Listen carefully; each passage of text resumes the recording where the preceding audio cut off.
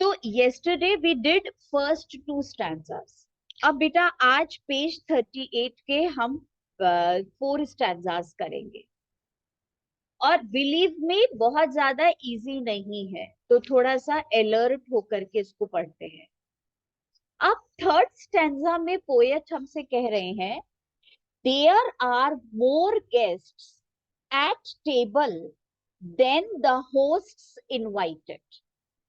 कई बार आपने देखा होगा कि आपके घर में जितने लोगों को इनवाइट किया था उससे ज्यादा भीड़ नजर आती है, उससे ज्यादा गेस्ट्स नजर आते हैं। That we expected, we get to look more guests over there. And why it happens? Because they are our loved ones. ये वो loved ones है जो वहां पर बेटा स्पिरिट के फॉर्म में प्रेजेंट है।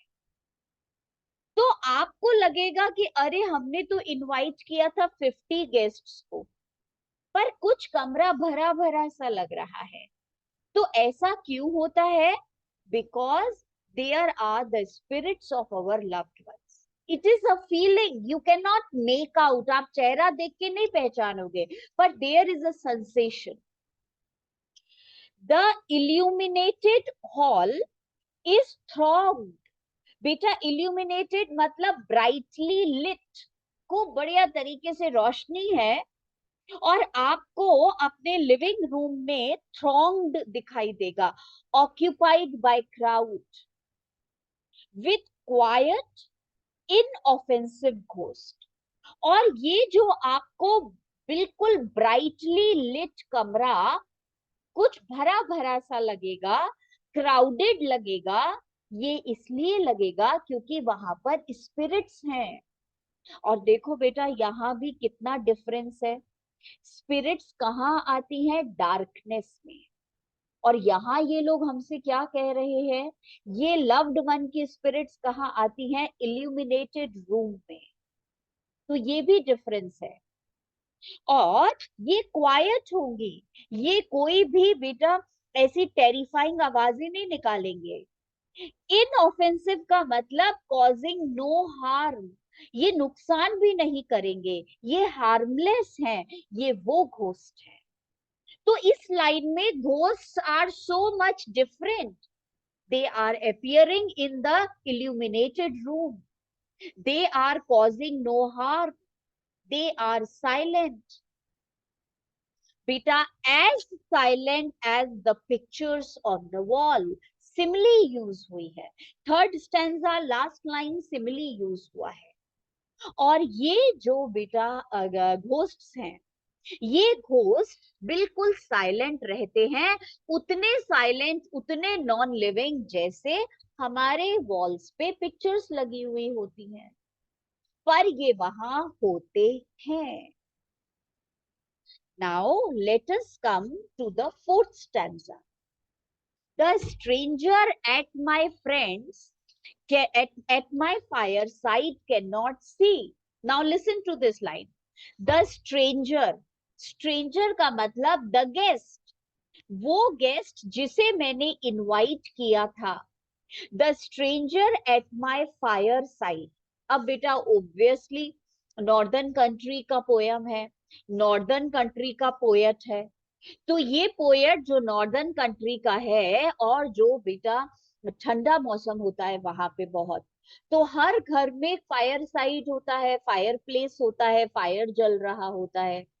तो वार्मथ के लिए बेटा ये कहता है, जो हमारा पोएट है वो कहता है कि कभी कभी मैं जानता हूं, जब मैं फायर के पास बैठ के I am enjoying the warmth of the fire, तो जो मेरे गेस्ट हैं उन्हें महसूस नहीं होगा, पर मुझे महसूस होता है कि वहां मेरा कोई डेड लव्ड वन बैठा है। The stranger at my fire side, stranger का मतलब द इनवाइटेड गेस्ट, वो जो मेरे साथ बैठा है फायर प्लेस के पास में, कैन नॉट सी, वो नहीं देख सकता, द फॉर्म्स आई सी, वो शेप्स बेटा जो मैं देख सकता हूं। तो फॉर्म्स का मतलब क्या हो गया? The spirits, the ghosts, the airy spirits. वो क्यों नहीं देख सकता? Because he does not belong to the family. Only the family members can see the other family members. Nor hear the sounds I hear. और ये feelings, ये sensations मुझे होती हैं. मैं उनकी आवाजें महसूस कर सकता हूँ, मैं उनकी प्रेजेंस फील कर सकता हूँ, पर जो गेस्ट इनवाइटेड है मेरे घर में, वो उसे नहीं महसूस कर सकते. Why, ma'am? Why does it happen? Because our dead relatives remain in our memories. They are not remaining in the memories of others. That is all. अब he but, बेटा but का मतलब only. He only perceives what is. He का मतलब हो गया बेटा the guest. He का मतलब हो गया वो जो invited guest है. But perceives what is. Perceives का मतलब physical eyes, physical appearance. ये सिर्फ वही देखता है जो फिजिकली प्रेजेंट है. ये स्पिरिचुअल लेवल पे नहीं देख सकता, इसे वो फीलिंग नहीं होगी. He but perceives what is. The invited guest can only see the physical things, materialistic objects. और बेटा ये आगे हमसे कह रहा है वाइल अनटू मी. वाइल का मतलब क्या है? Contrast. While unto me all that has been is visible and clear. Beta, in contrast to the invited guest, I can see everything very clearly. Everything is visible to me. Everything that is spiritual, I can feel it. That is the difference between. Because my loved ones live in my memories. That is why I feel the presence of them. Beyond the body, I can feel them. ये वाली बात. मैंने बोला था बेटा poem थोड़ा सा difficult है. It is not so easy, तो थोड़ा थोड़ा करके ही कर रहे हैं. लेट अस कम टू बेटा fifth stanza which is on page number 38. बस इसके बाद एक स्टैंजा और करेंगे और फिर we will take a break. We have no title deeds to house और लैंड. अब बेटा पोएट कहता है we have no title deeds. Title का मतलब ओनरशिप, डीड्स का मतलब एग्रीमेंट, डॉक्यूमेंट, टू हाउस और लैंड्स. ये हमारे घर हमारे नाम पर नहीं है, हमने नहीं बनवाए हैं. ये जमीन जिसके ऊपर ये घर बना हुआ है, ये हमारे नाम पर नहीं लिया गया था. This house was built by our ancestors. This land on which this house is built was purchased by our ancestors. So this house, this land, we are not the owners, we are not the real owners. Owners and occupants of earlier dates. ये बेटा उनके हैं जो पहले यहाँ रहते थे, जिन्होंने ये खरीदा था. Owners and occupants of earlier dates, past time, हमारे एंसेस्टर्स. From graves. और बेटा those who are dead now, those who are in the graves now. और अब वो ग्रेव्स से उठकर इस घर में आते हैं, क्योंकि ये घर उनका है, क्योंकि ये प्रॉपर्टी उनको बिलोंग करती है. From Graves forgotten. और बेटा वो जिन्हें हम भूल गए थे क्योंकि उनकी डेथ हो गई थी, अब now they get up and come here, stretch their dusty hands. अब ये लाइन बड़े ध्यान से सुन. पहले जरा एक डाउट ले लूं. हाँ आदित्य बेटा बोलो. Now, what is the meaning of earlier dates? Earlier dates का मतलब लिखो पास्ट टाइम. अर्लियर डेट्स का मतलब बेटा that the people who lived long ago. our ancestors.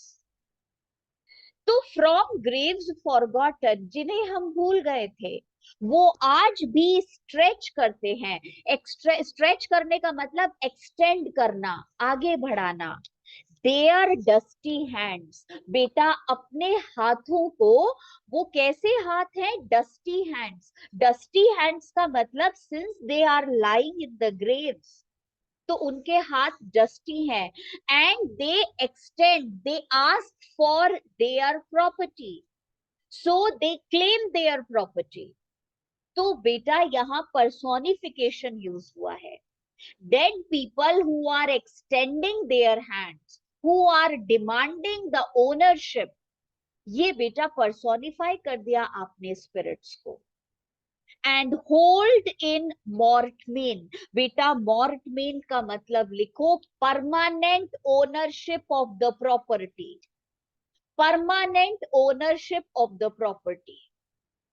और वो मांगते हैं, वो ये कहते हैं कि वो परमानेंट ओनर हैं इस प्रॉपर्टी के, क्योंकि they were the first ones who built it, who purchased this. Still there old estates, बेटा एस्टेट्स का मतलब प्रॉपर्टी. ये उनकी खरीदी हुई बनाई हुई पुरानी प्रॉपर्टी है जिसका क्लेम वो मांगते हैं. They want them to be the permanent owner of this. We should not forget them. We should not forget that they are the ones from whom we inherited this property. और बेटा आज का last stanza है, और वो है आपका, थोड़ा सा है डिफिकल्ट. The spirit world. अब बेटा दो वर्ल्ड्स हो गए.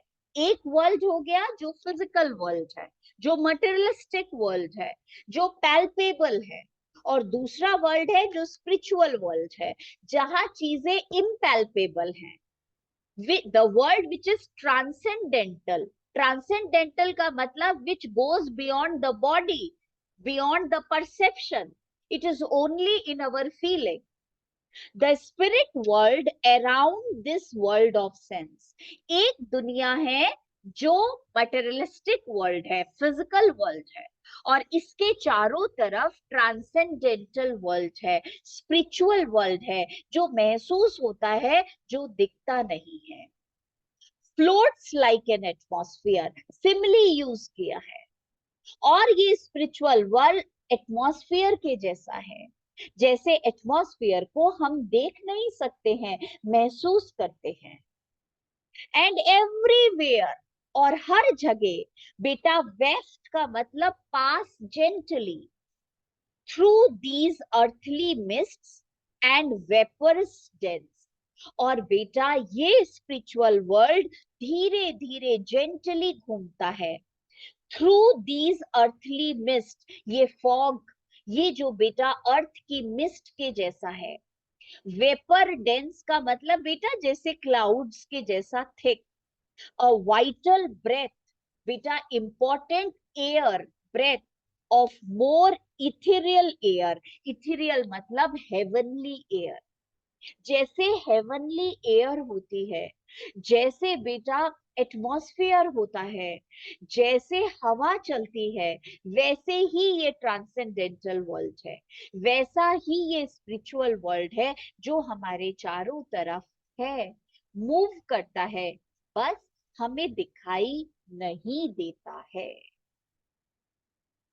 और बेटा धीरे धीरे हम इसके अभी नोट्स भी पढ़ेंगे, क्वेश्चंस करेंगे. It will become clearer to us. अभी थोड़ा थोड़ा समझ आ रहा है. और अब जो नेक्स्ट पेज के स्टैंजाज हैं दैट आर मोर डिफिकल्ट, तो वो आज नहीं ले रहे हैं, वो नेक्स्ट क्लास में लेंगे तसल्ली से. We will come to the next topic now. और बेटा नेक्स्ट टॉपिक आपका है, आप नोट्स निकाल रहे हैं. आज हमारे शेक्सपियर के नोट्स रीडिंग खत्म हो जाएगी, जस्ट टेक इट.